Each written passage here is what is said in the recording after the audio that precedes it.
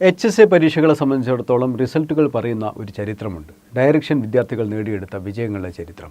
അത് അറിഞ്ഞുകൊണ്ട് വേണം പുതിയ പഠനത്തിലേക്ക് നിങ്ങളെല്ലാവരും കടക്കുവാൻ. ഇത്തവണത്തെ HSA പരീക്ഷകൾക്ക് വേണ്ടിയുള്ള ഏറ്റവും സിസ്റ്റമാറ്റിക് ആയിട്ടുള്ള പ്രിപ്പറേഷനുകൾ ഡയറക്ഷനിലെ വിന്നിംഗ് സ്ട്രാറ്റജി ബാച്ചുകളിലൂടെ പലരും ആരംഭിച്ചു കഴിഞ്ഞു. നിങ്ങൾ ജോയിൻ ചെയ്തിട്ടില്ലെങ്കിൽ നിങ്ങൾക്കിത് അവസരമുണ്ട്. ഈ ഒക്ടോബറിലേക്കുള്ള ബാച്ചുകളിലേക്ക് അഡ്മിഷൻ ആരംഭിക്കുകയാണ്.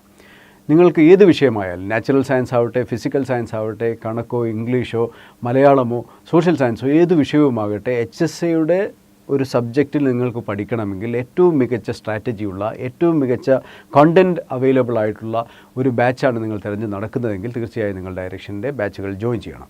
നിങ്ങൾ ജോയിൻ ചെയ്യാതിരുന്നത് എന്താണ് എന്നുള്ള ചോദ്യത്തിന് യഥാർത്ഥത്തിൽ ഒരു ഉത്തരമുള്ളത് നിങ്ങൾ ക്വാളിഫൈഡ് ആണോ എന്നുള്ള കാര്യത്തിൽ ഒരു സംശയം ഉണ്ടായിരുന്നു എന്നുള്ളതാണ്. എന്നെ തന്നെ പലരും നേരിട്ട് വിളിച്ച് ചോദിച്ചിട്ടുണ്ട്, ഞാൻ ക്വാളിഫൈഡ് ആണോ.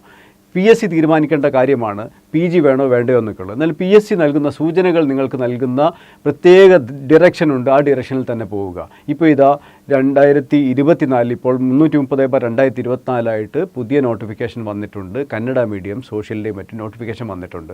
അതിൽ നിങ്ങൾ ആ ക്വാളിഫിക്കേഷൻ എന്താണ് ആവശ്യപ്പെട്ടതെന്ന് നോക്കിയാൽ നിങ്ങളുടെ സംശയങ്ങൾ ദൂരീകരിക്കപ്പെടും.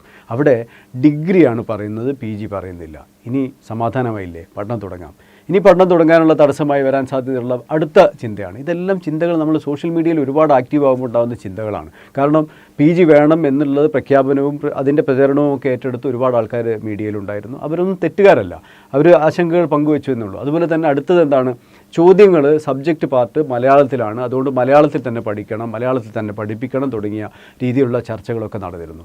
ഏറ്റവും ആധികാരികമായി നിങ്ങളുടെ സബ്ജക്റ്റ് പഠിപ്പിക്കാൻ സാധിക്കുന്നവരുടെ മുന്നിൽ പോയിരുന്ന് പഠിക്കണം. അവർ പറയുന്നത് മനസ്സിലാക്കി പഠിക്കണം. സബ്ജക്റ്റ് അറിഞ്ഞുകൊണ്ട് പരീക്ഷാ ഹാളിലേക്ക് പോകണം.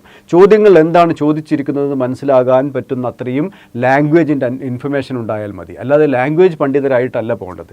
HSA മലയാളത്തിലും ഇംഗ്ലീഷിലും മാത്രമേ നിങ്ങളുടെ ഭാഷാ പാണ്ഡിത്യം പരീക്ഷിക്കപ്പെടുന്നുള്ളൂ. ബാക്കി എല്ലാ സബ്ജക്റ്റിലും നിങ്ങളുടെ അറിവ് സബ്ജക്റ്റിലുണ്ടോ എന്നുള്ളതാണ് നോക്കുന്നത്.